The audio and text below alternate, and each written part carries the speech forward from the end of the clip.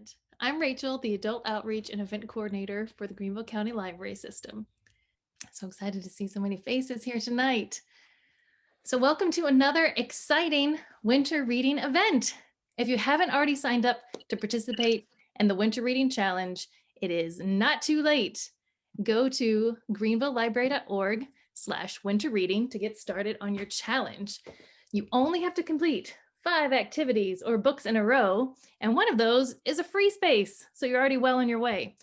And tonight's event is the space right next to the free space. That's attend a virtual Meet the Author event, and that's what tonight is.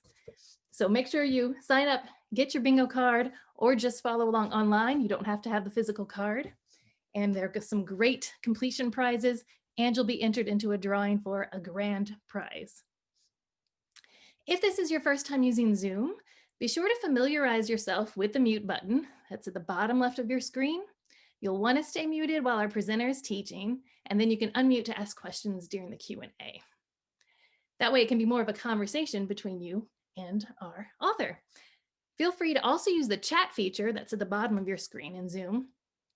And you can ask questions there, which I'll relay to her later on during the Q&A. You can also use the chat at any point if you have technical questions or library-related questions throughout the evening, and I'll be happy to answer those. This is the first in our series of Meet the Author events, which you probably saw on those slides as you were entering the Zoom room. Check out all of the other events either through our local Author Expo page or by checking out our virtual calendar and greenvillelibrary.org/events. So I'm just going to put those in the chat, the links to those, and you can access those at any time. We are so thankful to the Friends of the Library and Emrys for their generous sponsorship of all of our special local author events, including this one. If you want some more information about the Friends or about Emrys, I'm also putting that in the chat, so you can check out both of those organizations as well. So now we're so pleased to welcome you to tonight's writing workshop with celebrated author Mary Adkins.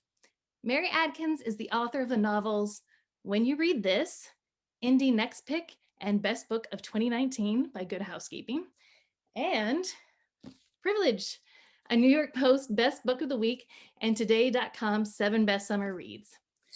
Her third novel, Palm Beach, will be published by Harper this year in 2021. Her essays and reporting have appeared in the New York Times, The Atlantic, Slate, and more. A graduate of Yale Law School and Duke University, she teaches storytelling for the Moth worldwide and creative writing online. Mary lives in Nashville with her husband and son. For more information about her writing courses and coaching, visit her website, maryadkinswriter.com, which I'm also putting in the chat. So be sure to check her out. So everyone, please help me welcome Mary. Thank you. I'm so happy to be here. I was telling Rachel, this is one of my favorite things to do is stuff like this and to talk writing with people who also love writing and reading. So this is really a joy. And I grew up in Greenville, so I have like very, all my happiest childhood memories are all from Greenville, which has changed a lot since I was a kid there, in good ways. So, okay, I'm going to share my screen. And what I want to talk about tonight is really, well, before I share my screen, what I want to talk about tonight is specifically how to kind of get started if what you want to do is write a long form narrative. So novella length or book length, novel or memoir. And that's not to say that the stuff we're talking about won't be useful if you want to write something shorter, but that just the longer form is what I know and what I've done successfully. And so it's really the only thing I feel confident speaking to.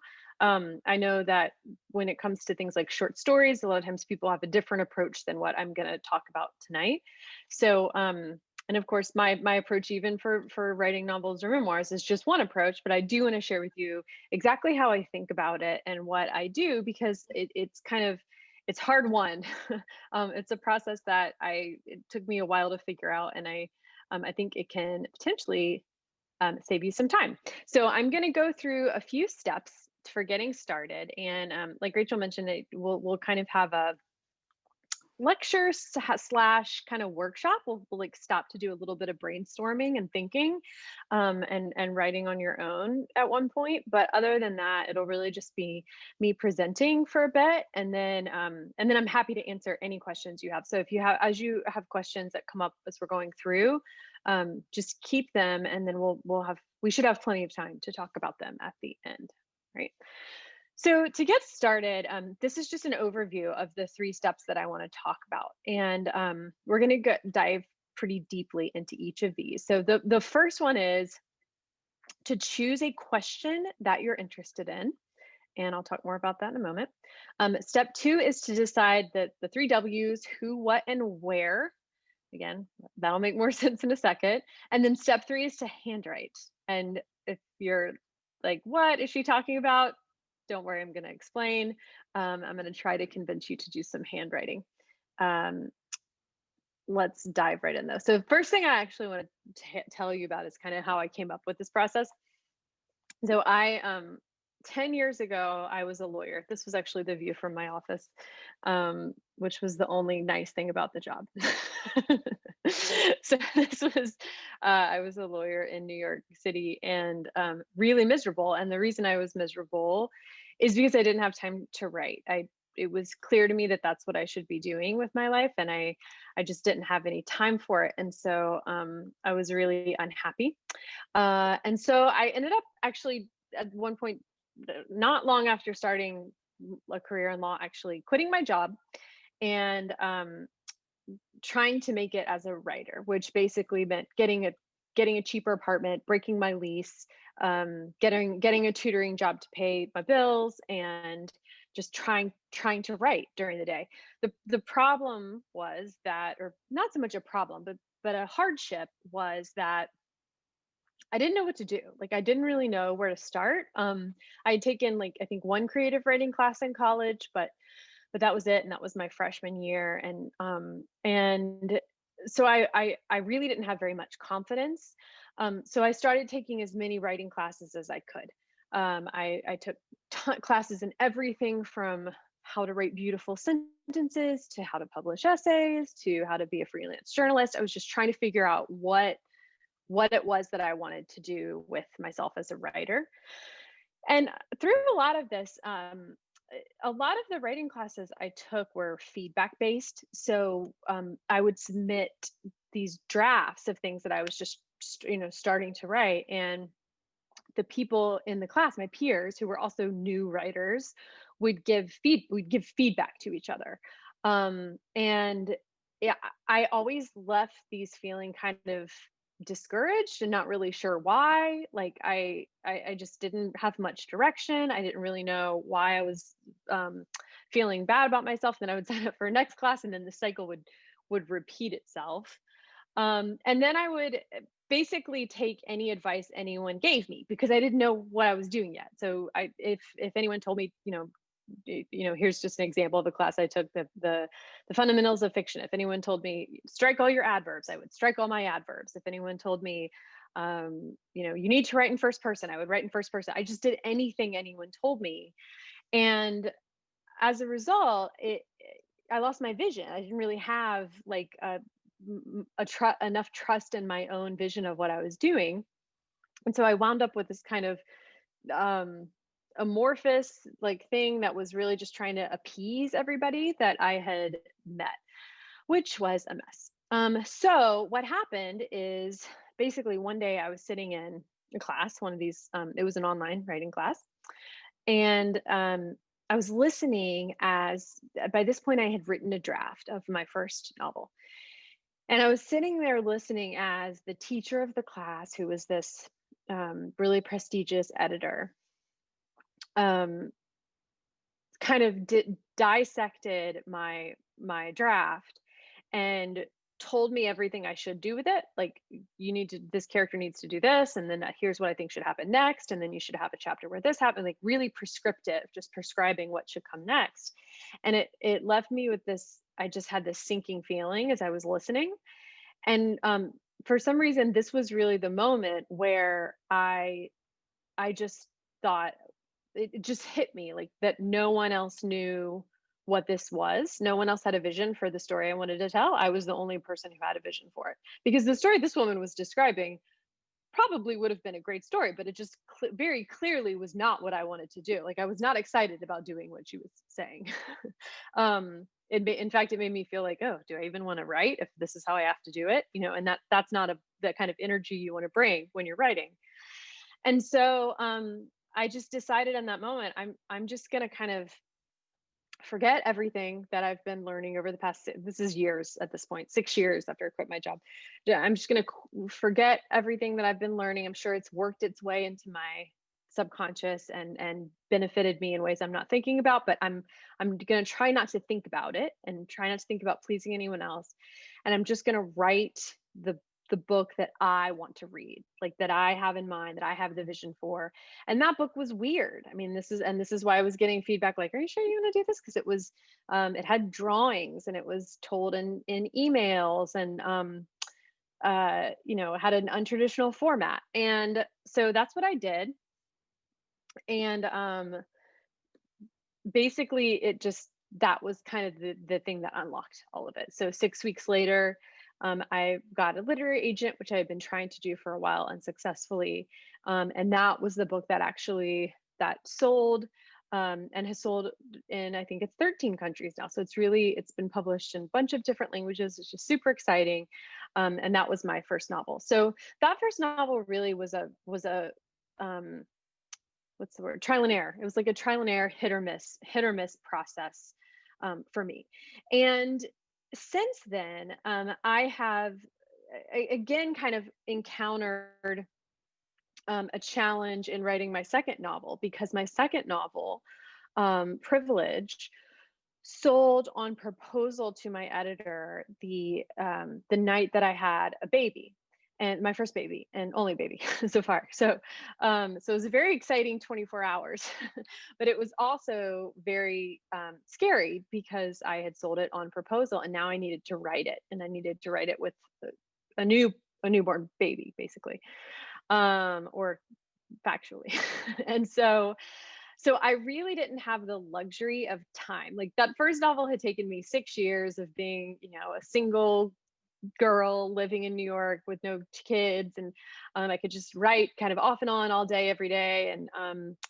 And now I had a book contract, which means I had to write it. I had a deadline that was 6 months away, which was partially self-inflicted because I told her I could do it in 6 months, which is what it is, my own issues, and a newborn.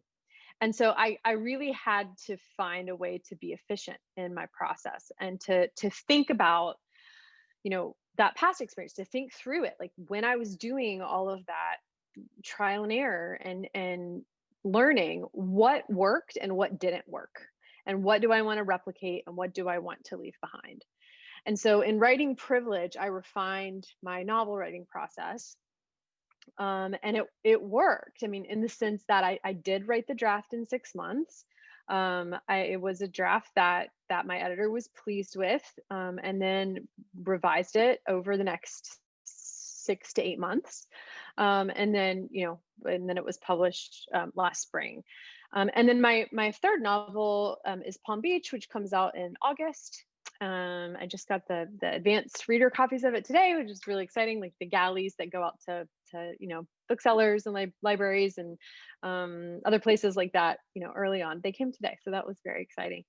And so that has been one more opportunity to kind of reaffirm what this process is. So I want to really break down a couple of these steps for you so that you don't have to spend 6, 7, 8 years kind of treading water, trying to figure out why the project you're working on isn't clicking, or why you lose steam when you're 30 pages in every time, or why you get 100 pages in and then you lose interest and put it in a drawer, or why you sit down for a few weeks and write, And then you stop and you find you've lost interest and you can't figure out why you've lost interest and you're blaming yourself for it because you think it's lack of willpower. All of those things I think can happen if you don't have the basic groundwork in place. So the first step, even though the screen says a 2, it's the first step.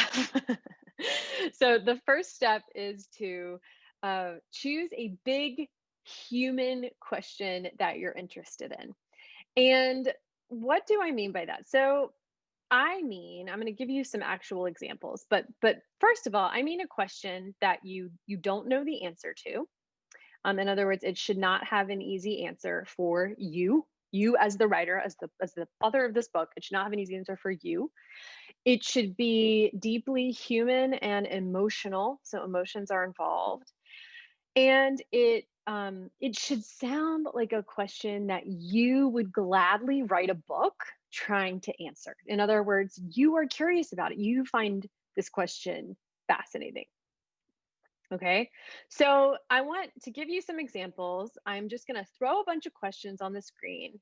And I just want you, I'm going to give you, I don't know, 30 seconds or so. And I want you to read down this list of questions for yourself and ask yourself how you would answer them.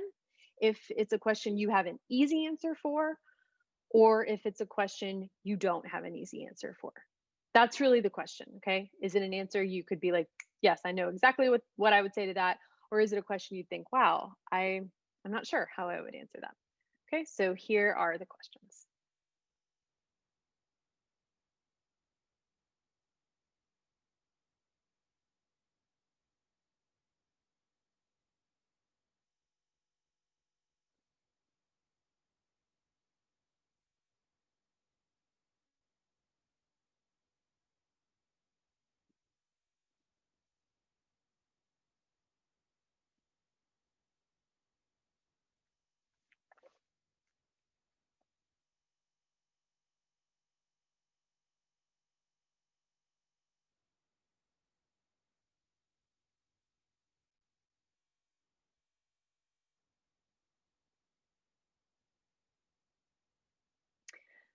Okay, so here's I think none of these are simple questions.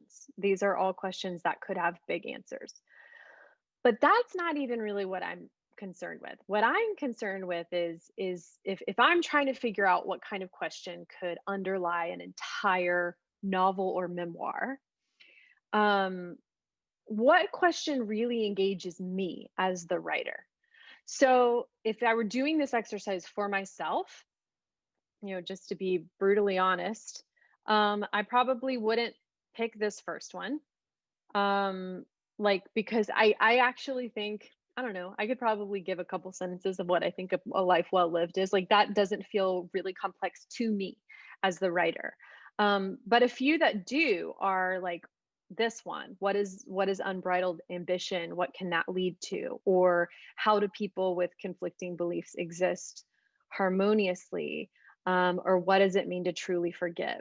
Those are really intriguing questions for me, like questions that I'm fascinated by personally. And that's what's important, because a book takes a long time to write. I mean, even if you write it fast, the fastest you're probably going to write a draft, and some people knock them out in a month during like National Novel Writing Month, but even that's extremely fast. I think for a lot of us who write pretty quickly, it can take about a season minimum. And so that's minimum 3 or 4 months of your life, and a lot of hours of your life. And so you need to be curious. You need to be exploring something that you are fascinated by. And thinking about it this way, like what is a deeply human question that you're interested in? Both It checks both of those boxes. It creates a universal appeal for your reader, right? For the people you're trying to reach, and it also gives you something to get excited about because you don't know the answer to it either. Um, okay, so why question? So sometimes when I talk about this with people, what they'll say is, "Well, what you're talking about sounds a lot like theme. So why can't you just pick a theme? Like, why can't you just say the theme is the theme is forgiveness for if, as opposed to that question I just had on the screen, which was like, what does it mean to truly forgive? And I think it is a subtle difference, but I think the difference is important because I think when we think of something as a question, we approach it much more in a much more open way. And when we're open and curious and exploratory, that comes across in the writing because we're not coming in with preconceived beliefs about what the answer to this question is, which means the writing has an opportunity to be smarter than we are in our present state.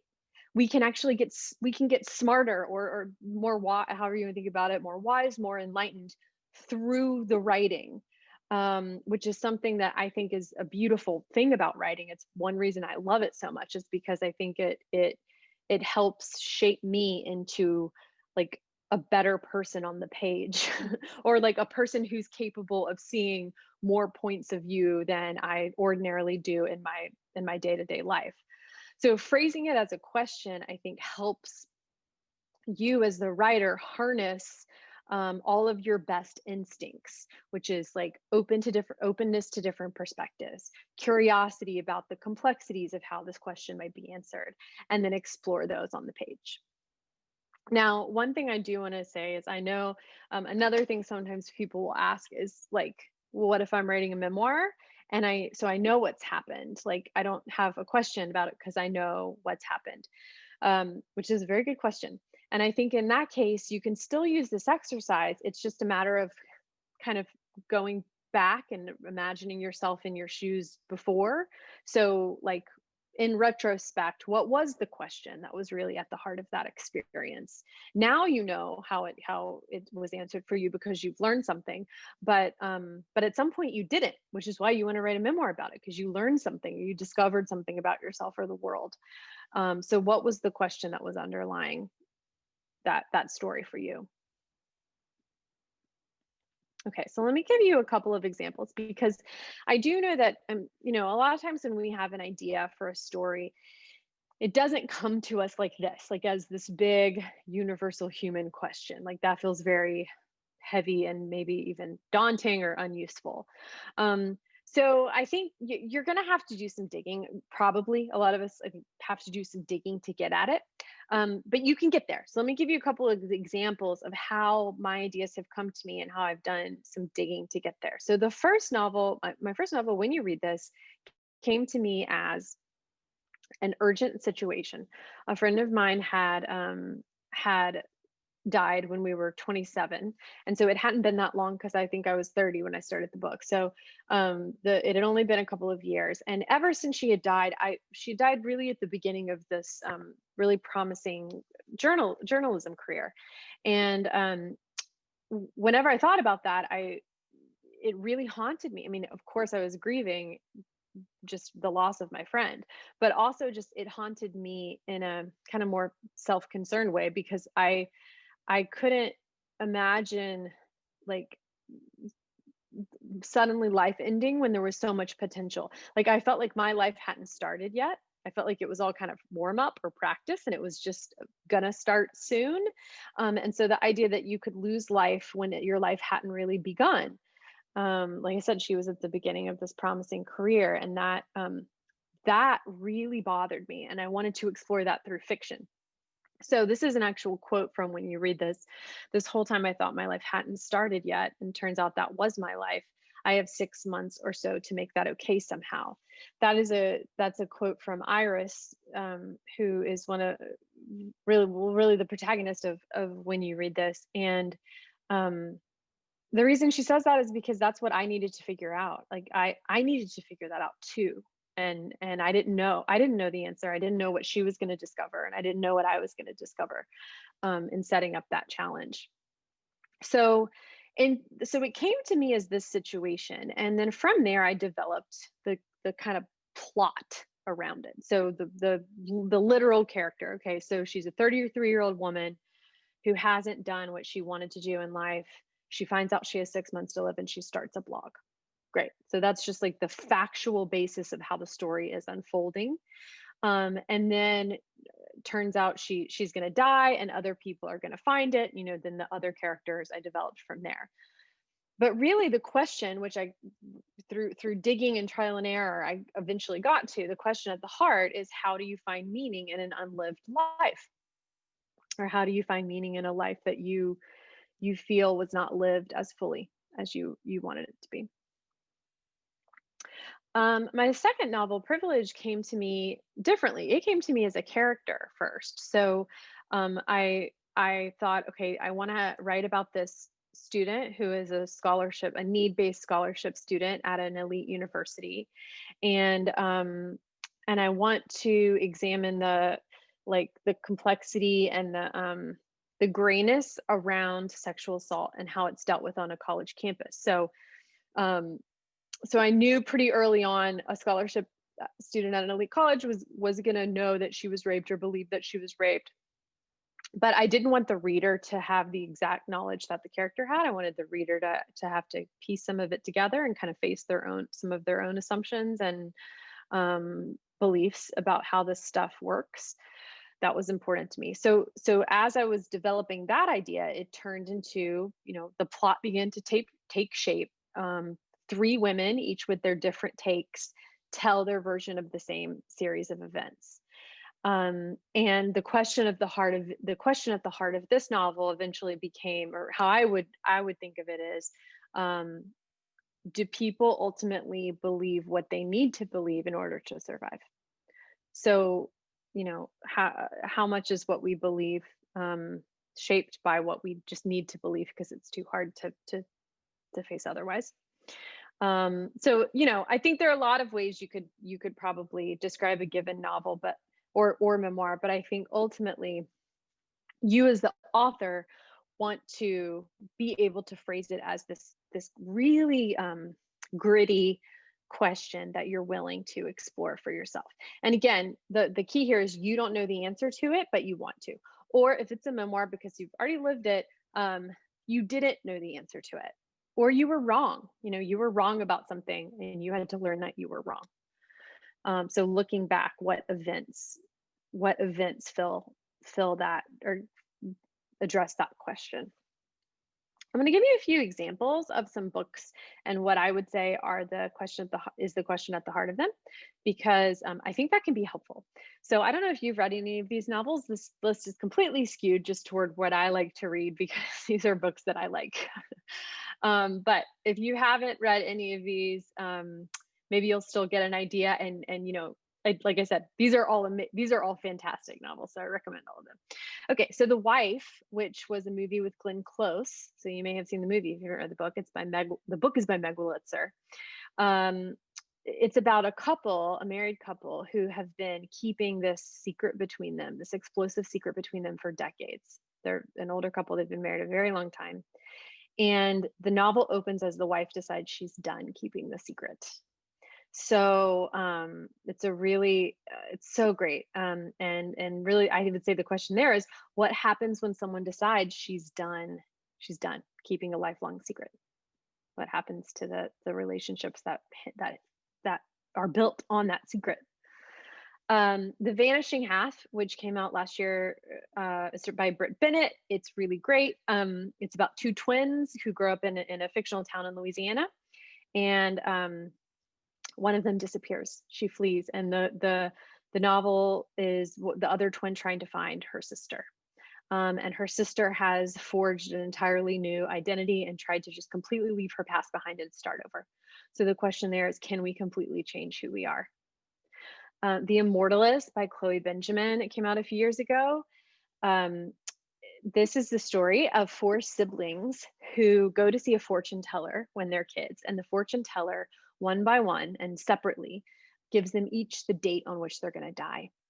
And the rest of the novel is these four siblings living their lives with this understanding, or maybe not understanding, with this understanding slash suspicion slash fear that the fortune teller was right, and wondering, am I going to die on that date?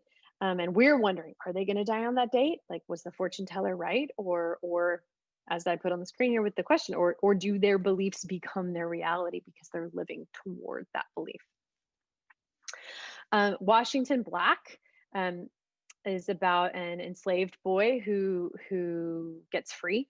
And I would say the question there is like, can a person forge a free life after being enslaved? And to make it more universal, I think there's a lot of metaphor there in the book about like if you've been in this one frame of mind your whole life, trapped, how do you find freedom after that? Just a couple more. Little Fires Everywhere was an HBO miniseries by Celeste Ng, and this question, it's a custody battle. The whole story is a custody battle, and the question is, what's best for a child who can't voice her interests, and is society even capable of figuring out what that is and honoring it? A bunch of novels, including the ones that came to mind are Little Women and The Vacationers, which I actually have sitting right here by Emma Straub. Um, how long do you hold out for real love when you aren't sure what that is? When you aren't really sure what it is. And then finally, Rodham by Curtis Sittenfeld, which is a fictional retelling of Hillary Clinton's life, imagining if she had not married Bill. Curtis Sittenfeld writes these really fun books about living people. She wrote one based on fiction, also fiction, based on Laura Bush called American Wife about 10 years ago too. I just think it's so cool. It's such a bold choice to write fiction about just people who are very much like alive and in our public world. So I think the question there is just how could one choice change the course of everything? Okay, so what I want to do now is to make this kind of, this is a workshop, so let's do a little bit of thinking and writing. I just want to take maybe 3 minutes and just think, just spend a little time thinking, like what is a question that you would be curious enough about to write 70,000, which is about the length of a draft of about 70,000 words on it. So a full draft. What would you be curious about? And again, if you're interested in writing memoir, you can still do this exercise. Just do it looking back. Like what is the question that was really defining your existence during the time period that you're writing about? Okay, so let's just take. I'll let you know when 3 minutes is up.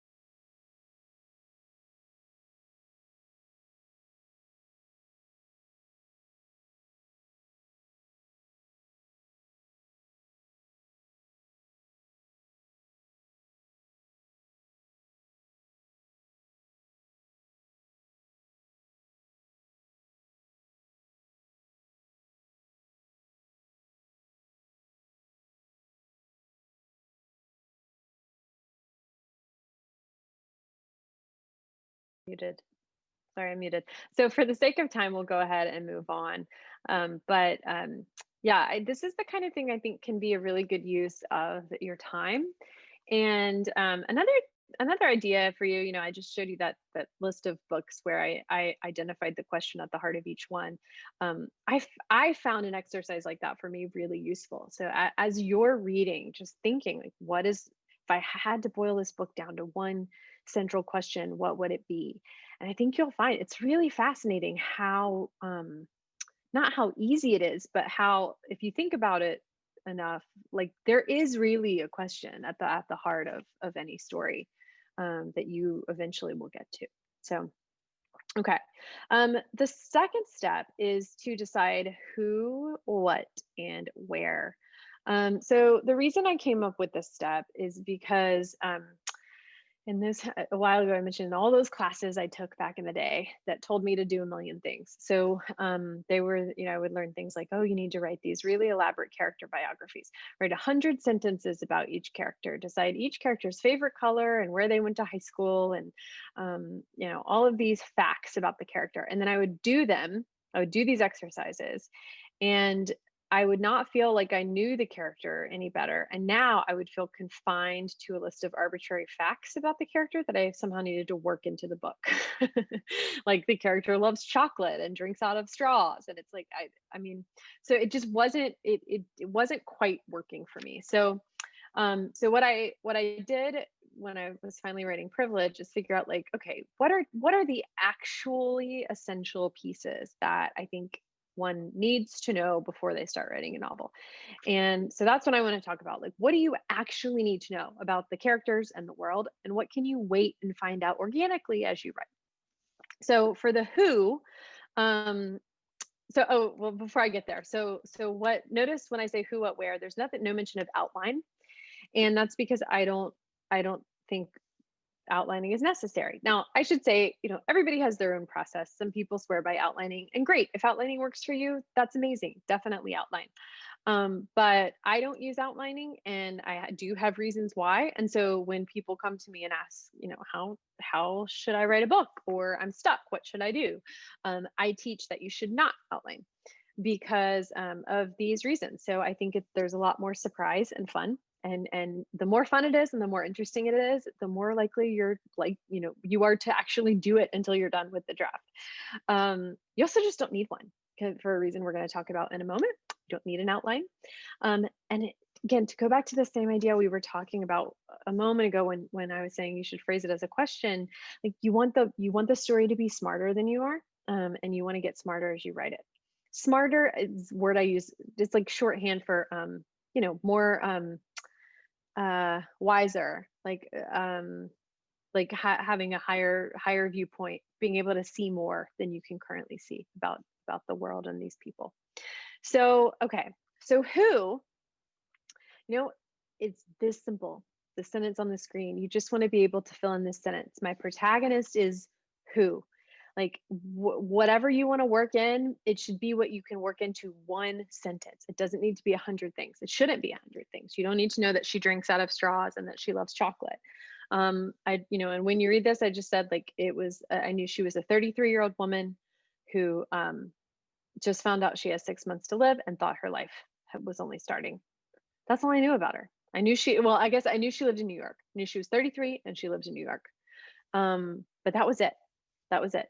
And so you just need to pick. You need to pick a person, place them somewhere on the planet, give them an age, maybe decide the really, really basic facts that you need to know in order to write their world. Like, are they married or not?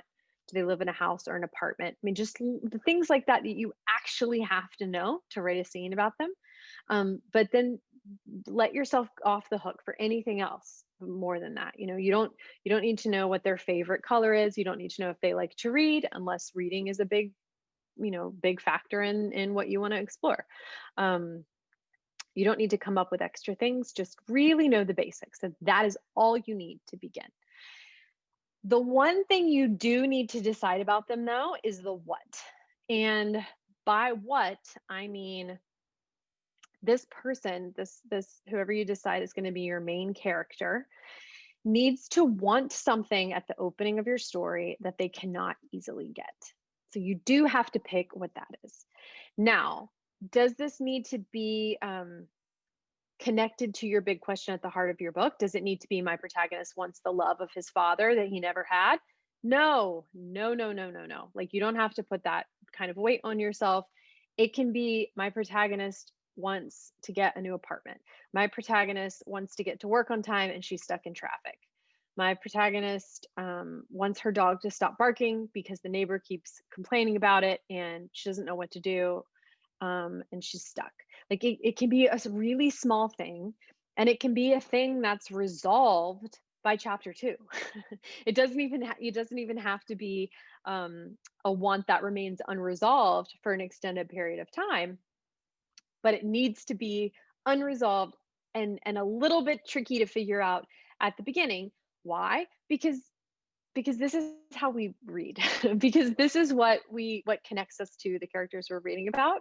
We see somebody who doesn't have something they want, and there's like, part of, and I know you know this because we're all readers, like a part of our brain is like, whatever it is, our lizard brain is like, now I got to see what happens to this person. Like, I just got to find out. I just got to find out if she gets the dog to stop barking. Like, whatever that hook is, it works. And I now have, over the last few years teaching writing, I have read many drafts that don't have this, and I think the prose can be beautiful, and the character development can be great. But if this doesn't exist, if this is not there, the opening is not strong. It's just really interesting how much slack is in our writing if someone doesn't want something that they can't easily get. And I put easily in there because, like I said, they can eventually get it. It doesn't have to be something impossible to get. It just has to be something that isn't as easy as, I want a glass of water and all I really have to do is stand up and walk across the room and get it. Like, that's too easy. It needs to be harder than that. It needs to be, I want a glass of water, and I'm super thirsty and the water's been turned off, and I can't actually leave my house and go somewhere and get something because I'm babysitting a baby who's napping in the room. I mean, like, make it hard, hard, even if it's a small one. Okay. So they want something they can't easily get. And then the third thing is the where. So when I say where, I don't mean where the novel is set or the memoir is set at the beginning. I mean, where is it going? So this is what we do in lieu of an outline. Instead of an outline, you want to choose a destination. So just something that's going to happen later in the book. That's all it is. My protagonist starts here, okay, like at her house, wanting a glass of water because she's thirsty, and she's going to wind up where?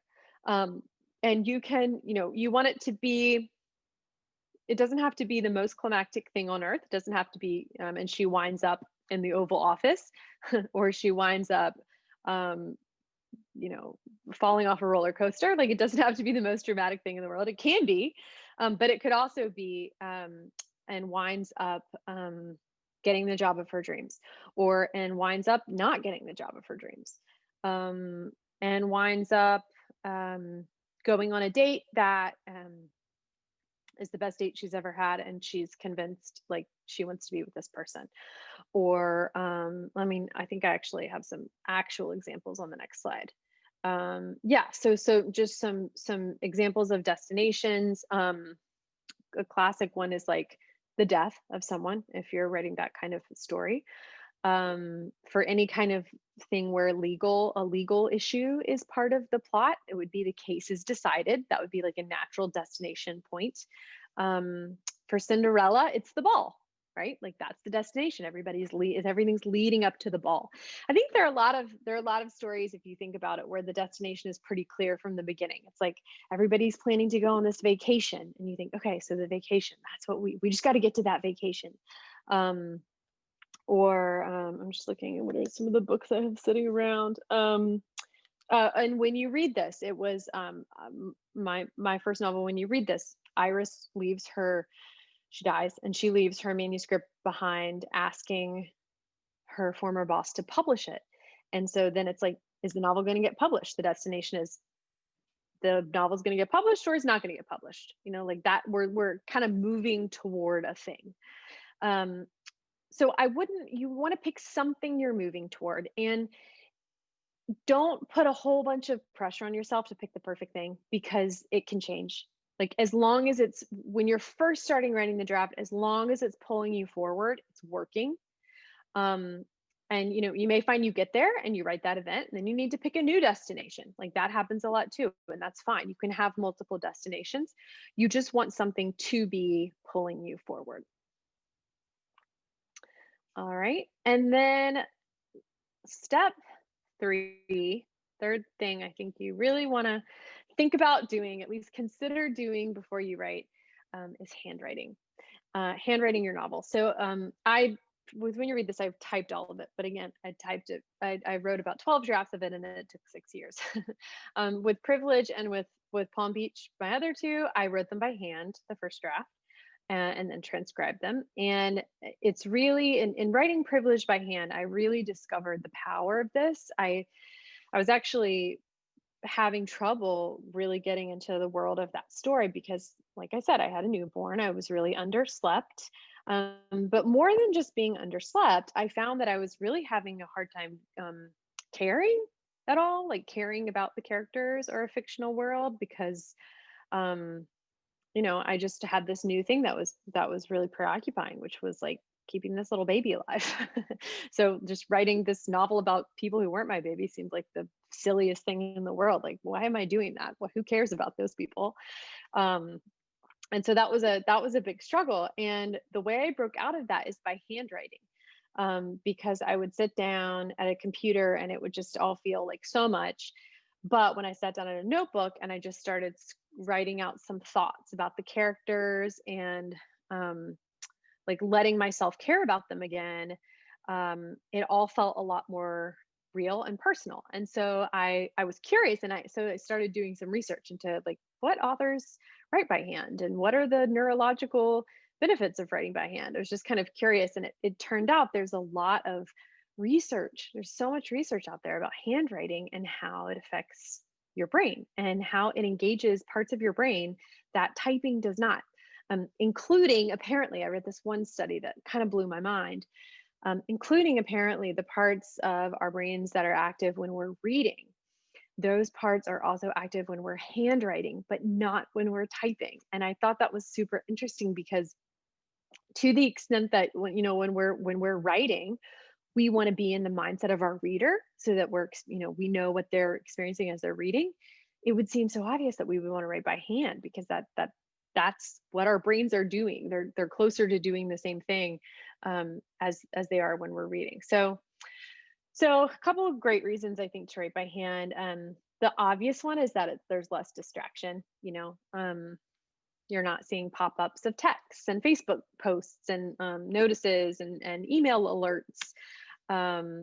But also, you cannot delete, which I actually think is a very good thing, because even though we think we're really good at assessing the quality of our writing as we're writing, I think we actually aren't very good at it. And a lot of times I'll think something's terrible and then later come back to it and realize it's not so bad, or I'll think something's great and later come back to it and realize that really isn't so great. So I think just in real time, we're very bad at knowing if something's good. And so for that reason, why delete we shouldn't be deleting anything, just in case later it becomes useful. So you can't delete if you're handwriting. You can only cross out, which you can't, unless you're really good at crossing out, you're still going to be able to see it.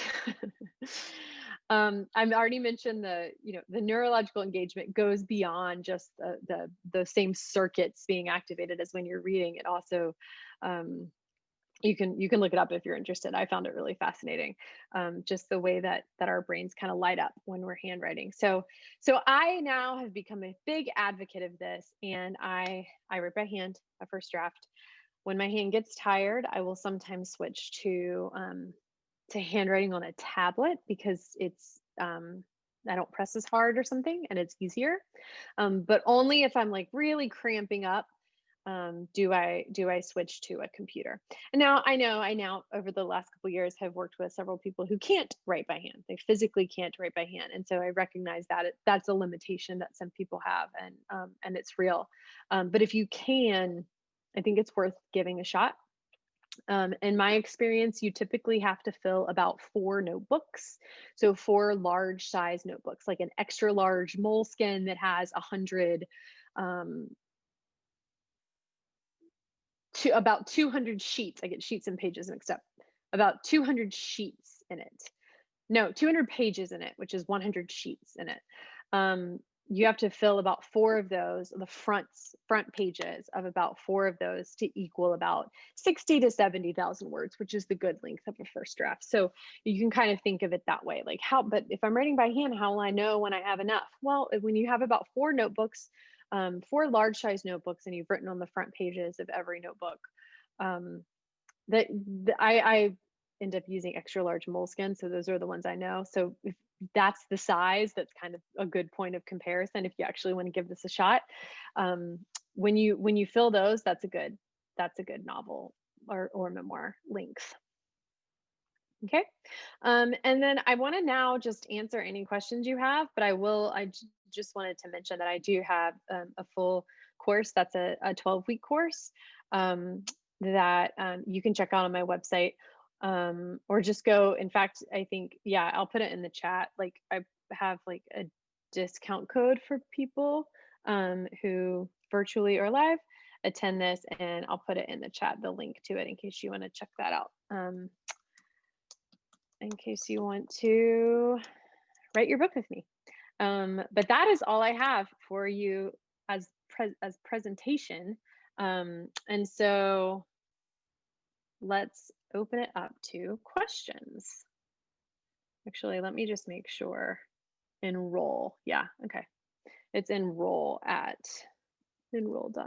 I'll put that in the chat. Okay, so I do see a couple of questions here.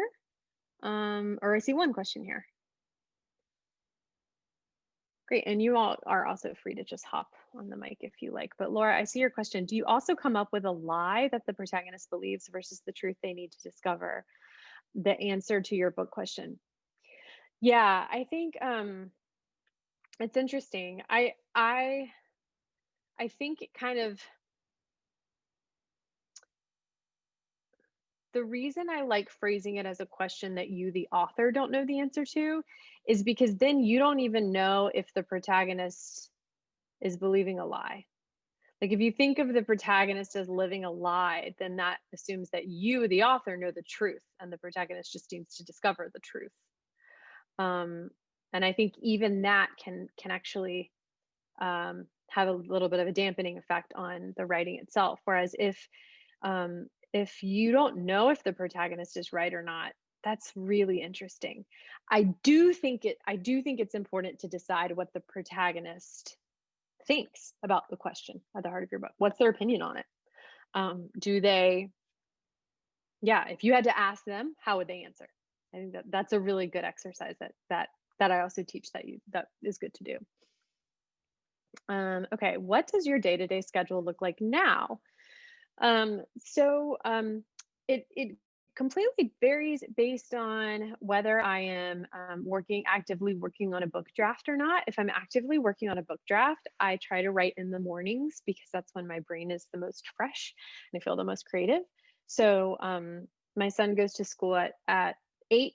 And so if I'm working on a book, I'll try to work from like 8 to 10 or 8 to 11. I never can write for more than 3 hours, and usually it's more like 2. It's just my brain turns off after that. So then in the afternoons, I'll do things like return emails or work with student writing, or just other kinds of things that I need to do, or teach, that aren't the writing. When I'm not working on a book draft, I still try to write a little bit in the mornings. I'm not someone who feels like I need to write necessarily every day if I don't have a project underway, except that it just makes me feel good and stable and sane. And if I'm not doing it, I find I just my anxiety goes up. So I definitely don't write for 2 hours, but I'll try to take, I don't know, 30 or 45 minutes and write a bit, whether it's journaling or writing poetry or exploring kind of what my next project might be. I do try to take a little bit of time just because I feel better when I do that. Great. What do you do when you don't know how to end a story? Um, Yeah, that's a hard one. Um, Good question. When you don't know how to end a story. So I think it's a little bit of a cop out, but I think it's also a genuine answer. It's also how I would answer if like sometimes people will ask, what do I do when I don't know what comes next? And like in the middle of the draft when I don't know what comes next. Um, and I think when that happens, it's usually because my ego has gotten involved and I'm thinking about this question like as I'm thinking about it, this question from the perspective of the writer myself. So like I don't know how this story ends. I don't know what comes next in the story. When you're thinking about it that way, it's very easy to get panicked and to think, oh no, what's going to happen next?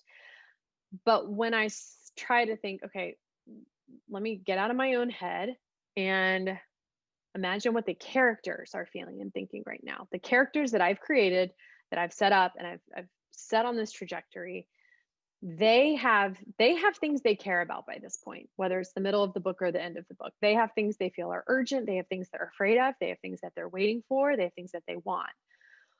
What what's driving them? What are they about to do? And I find when I try to get in their heads, things just start moving because the story is going to keep going. The story has a life of its own, and it's going to end. It's going to take me all the way to the end if I ride it. But when I think, oh, I don't know how it ends, but I don't know what happens next. It's because I've let fear kind of pull me out of the story, and I've started to think about it from the perspective of my own ego. Like I, as the writer, am stuck and panicked. How long do you like to let the first draft rest before you dive into edits? Oh, so good. Yeah, it's really important to let the first draft rest. And I did learn that the hard way, like many other things, learned that the hard way. Um, for me, it's the sweet spot is about 4 to 5 weeks. Um, I think the real important thing is that I don't want to come back to it and either hate it or love it. Like it needs to be, I need to feel pretty objective, capable of being pretty objective about it, like I would anyone else's writing. So the ideal is I come back to it and I don't remember writing the individual sentences. So when I read it, of course I'm going to remember the general plot and the general, you know, feel of the book, the characters, all that. Of course, it's only been a month. But what I don't want to happen is like I remember writing this specific sentence because then it's too soon, which also means I'm invested in it in a way that I'm not going to want to change it or I'm going to want to trash all of it, the like extreme reactions. I have a So I try to follow-up. come back to it. Oh I have a yeah. follow-up. What? Do you like to work on another project in those 4 or 5 weeks? Yeah, I love that because then it's an excuse just to do something else, like either work on a different writing project or like learn French or learn yoga or something. Like usually I'll just do something like that. Like bake. Last time I baked bread, I'm like, I'm gonna learn how to bake bread. Yeah, All right, thank you. yeah. Okay, another audience question. What is the most common pitfall you've noticed new writers fall into? Um, I think I think the main one, or the first 2 points that we hit tonight. One of them is like not figuring out what the purpose what the purpose of their story is, or why they're writing. What are they writing toward? And the reason I find that is because people will like usually a lot of times when people come to me, they're either they have an idea for a book and they're just starting, or they're like, I've written 30,000 words and I'm stuck, or I've written 30,000 words of like 4 different drafts and I'm stuck and I just can't, like, I always peter out and they don't know why they're petering out. And then they do this question exercise and then they don't peter out. They're like, oh my gosh, like they write the whole thing because they just needed like a why underlying the story. That's one. And then the other one is this unsatisfied want of the main character at the beginning of the book. And it's such an easy mistake to make. I still make it even though I teach that you should do it. I looked at my first draft of Palm Beach and started reading it, and I was like, I didn't give her an unsatisfied want. And I've been teaching people as I was writing this, I was teaching people to do it, and I still didn't do it myself. It's just very easy to overlook that because you're thinking about so many things. But you really want to give an unsatisfied one.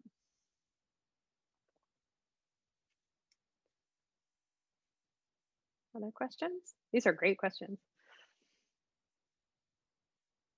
Where do you draw the line between trying to satisfy editors so will actually get published and writing what you really want to write?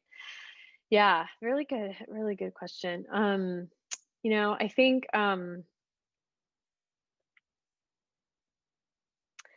it's that I think you nailed it. It's just a kind of constant balancing act. I mean, I think you know, I really wanted to include drawings in my novel and When You Read This. And so I did. And I kept being prepared for someone to tell me I had to take out the drawings. And I if I wanted to publish the book. And I was really scared if that happened because I didn't know what I would say. Because I like, am I just gonna hold this to the hill I want to die on? Do I want to walk away and like figure out something else if they tell me I need to cut my drawings? And no one did, and so that was lucky. But that was a question I thought a lot about. And I've had that happen in a handful of times since then. And sometimes I've been willing to make the compromise, and other times I've pushed back. I think, you know, I think that the nice thing about writing is that it's so solitary, you know, like when we're writing really any kind of fiction or nonfiction, unless you're writing for TV or something that's really collaborative, it's very solitary. And so when other people get involved, whether they're editors or agents, I think it can actually be really refreshing to have someone else come in who also cares about your work and is thoughtful and is smart and has things to say about it, because they much more often than not, I've found that my editor has ideas that make it better. That like she says them and I'm like, oh, I want to do that. You're right. That's better. This makes the story stronger. So I actually think that that happens a lot more than the other way around. Yeah, and I'm just trying to think if I've had any instance where I've really pushed back on a desire that they've expressed. And I can't think of any. Like I think we've always either found compromise or I've felt that my editor's ideas were good ones. May have been lucky in that way.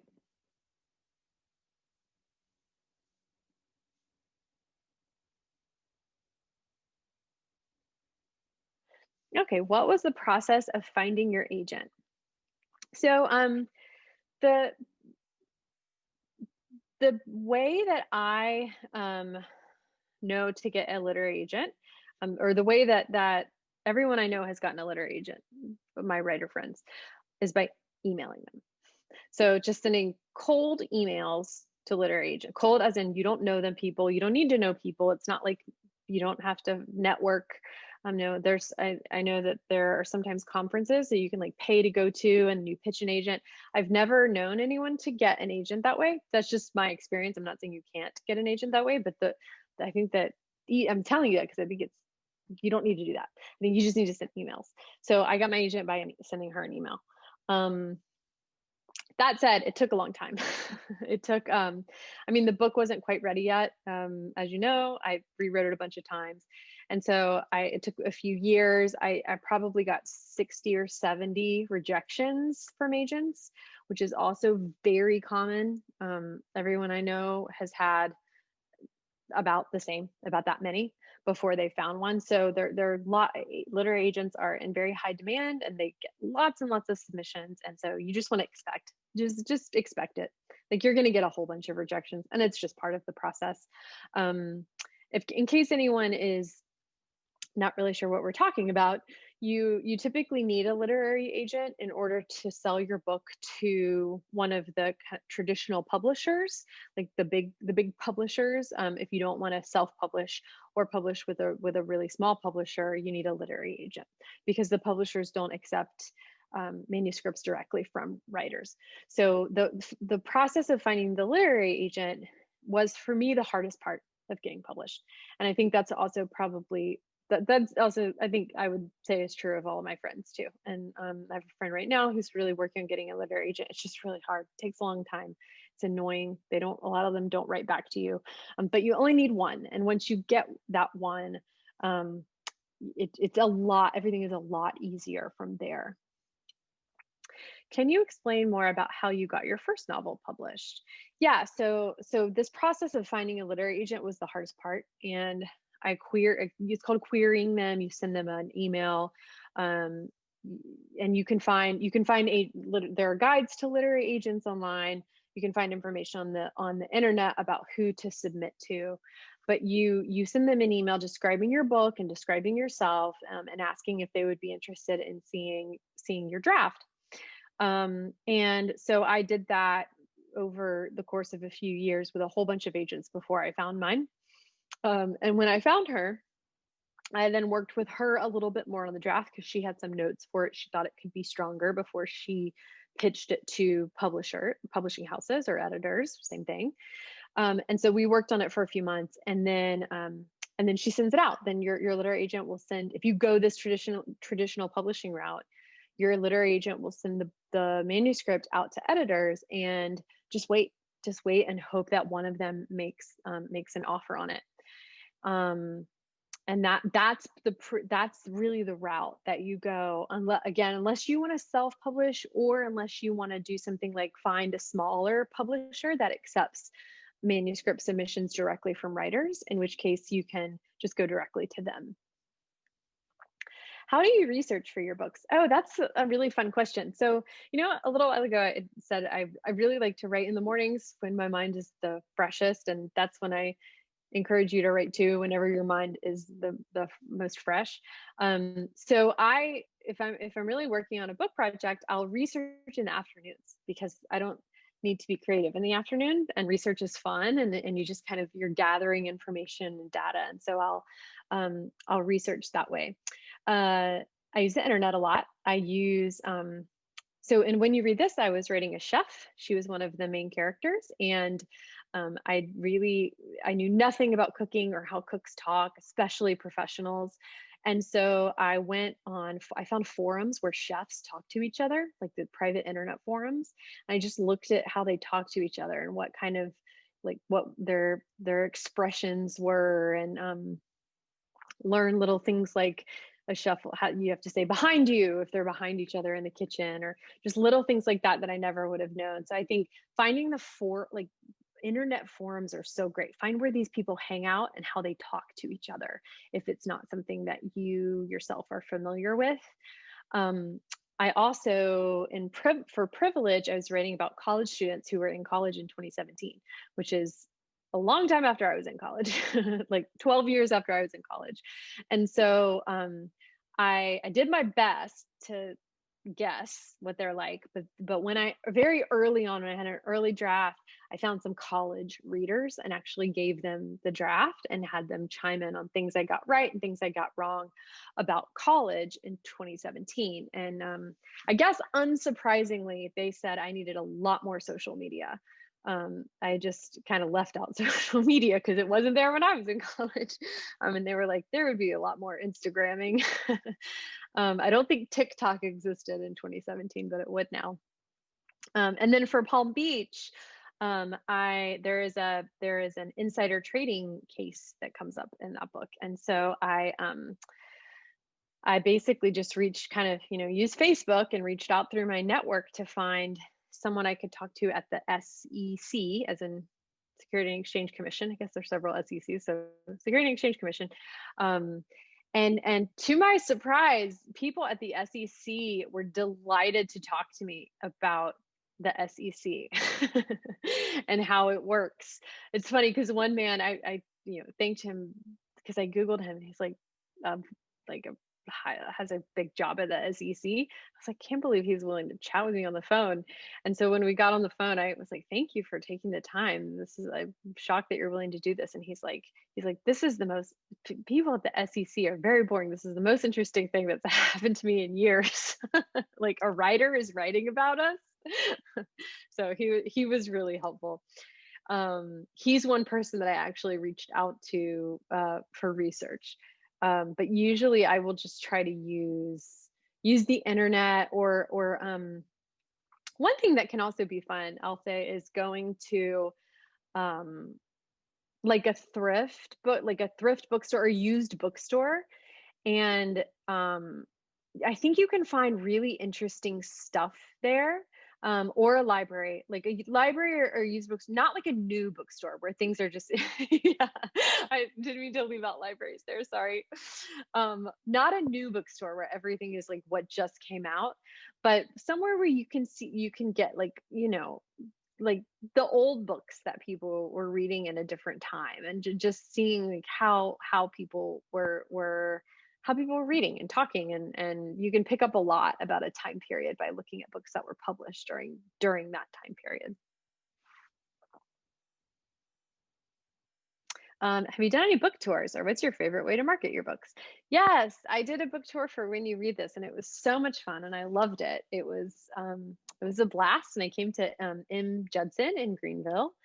And I hope to do that again in August with Palm Beach. And I was supposed to do it with Privilege I was supposed to be at M. Judson with Privilege last spring, and everything got canceled, of course, because of COVID. My book tour was starting on March 11th, which I think was like the day everything shut down. That was the day the book came out too. So not great for sales. A lot of that happened to everybody who had a book come out in 2020. So that was canceled. But I'm really hoping with Palm Beach I can do a tour again, because I loved doing that. And like things like this, like doing things with libraries or with book clubs, I've loved doing. I did a couple of those for Privilege, like virtual kind of book club events. I think that's a really fun way to market, much more fun than social media. Kind of scares me, and just feels icky or something. Maybe I'm just like slightly too old for it or something. I'll do it, but I wince every time I do it. Any more? I will say you did do a great Facebook Live thing for Privilege. I thought Yes. really well. Yeah, thank you. That was really fun. Yeah, and since we couldn't have an in-person launch, we did it on Facebook, and that was really fun, because it was like kind of like everybody who I was kind of hoping to see in physical locations just could all come to the same virtual event. And that's when I think, for me as a reader, I don't know if anyone else, but in 2020 I went to a bunch of virtual events around books that I feel like I wouldn't have maybe been able to go to otherwise, because they would have been in person, and I'm not in that city. So that, I think that was a really nice silver lining of 2020.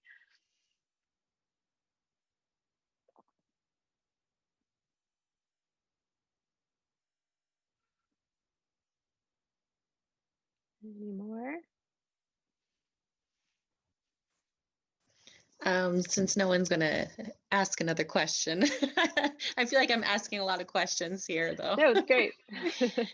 I want to thank you so much for telling your story about how you were writing for like 6-7 years the same book, because I can relate. So my first book, it took me, I want to say it was 6 years, and I wrote it one way, then I wrote it another way. I had so many beta readers saying I should write it this way, critique partners saying I should write it this way, and like it would be chunks of dialogue that I had rewritten one way, and they're like, oh, you should have written it this way, and I'm like, oh, I just changed it from that way. And since then I've written other books, but like that one seems to be like the book that got away, because I had a lot of full manuscript requests for it, but it just never got picked up. And I look at it now and I'm like, to me, it just sucks. Like the story was great, but the writing, I feel like it it could really use a complete overhaul.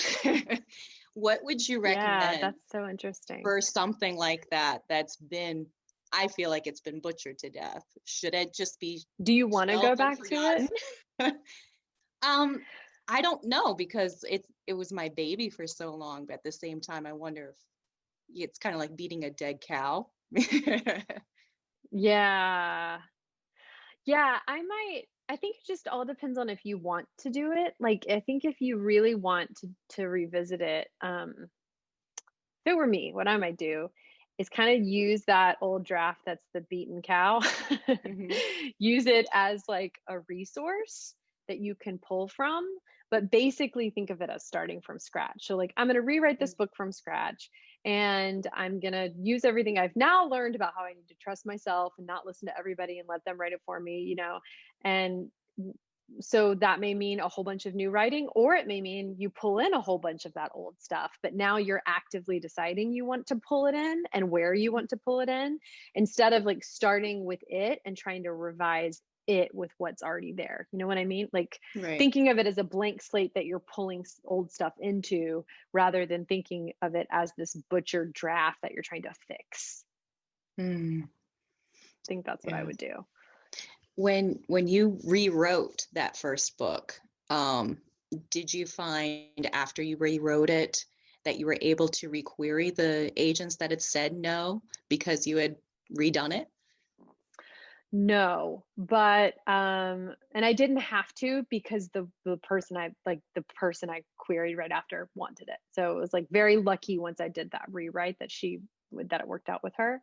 But I have known people in that situation you're describing, Hmm. and I think if it's different enough, I would give it a different title if you're not super wedded to the title, and if you can Yeah. change the title, because that helps. Because I think agents, if it has the same title, even if you say that you've changed it, they tend to be like, I already said no to this. Like, Mm. so I think as long as you change the title, I would just change the title and then pitch it as a new book, because it is a new book if you rewrite That's it. true. Yeah. Yeah. Thank you.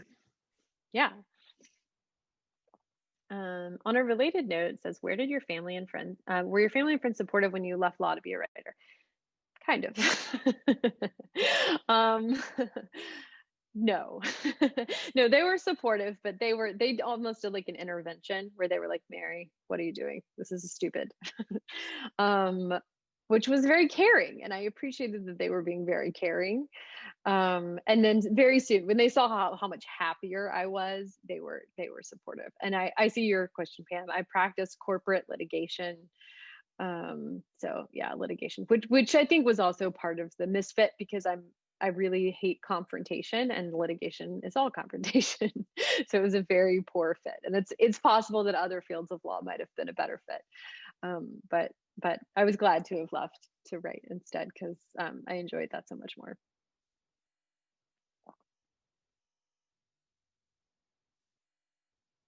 Congrats on your subsequent books, Laura.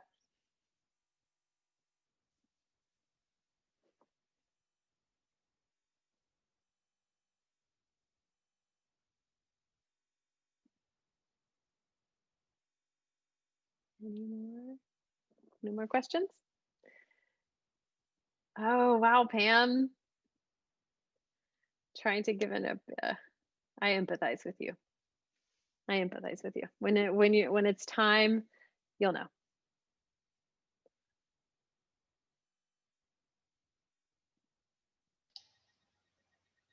Do you think you'll ever write about the law? I think I've tried a couple times.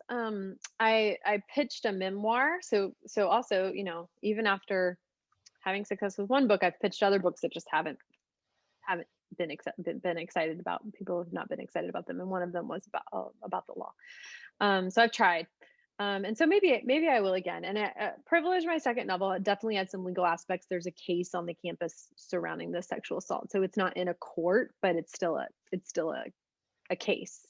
So I think I did get to bring in some legal stuff there.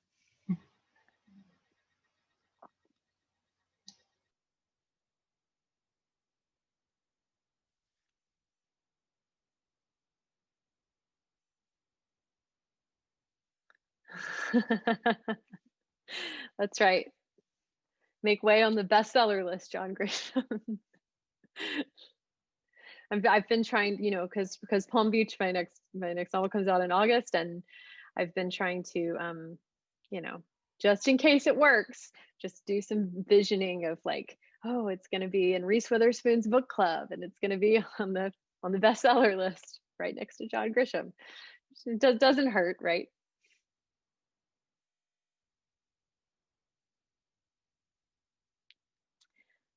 Well, thank you all. Should we wrap it, Rachel?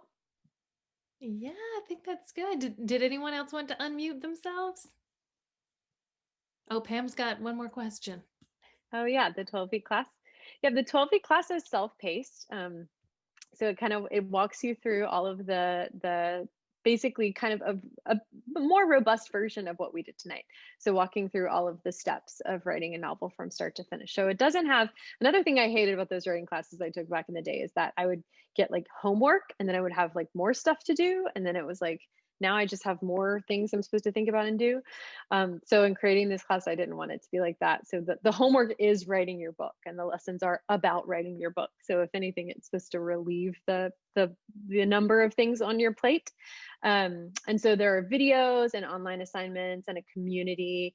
And then we have live classes. So every week we get together and troubleshoot what's going on with your book, and do a little mini master class on something. And so you can join whenever though. So it starts anytime. We have people who are kind of wrapping up as other people are finishing, just finding, what works with their schedules in terms of when to join. And so it's also nice with the live sessions because people are all at different phases of the writing process. So you can kind of learn from where other people are.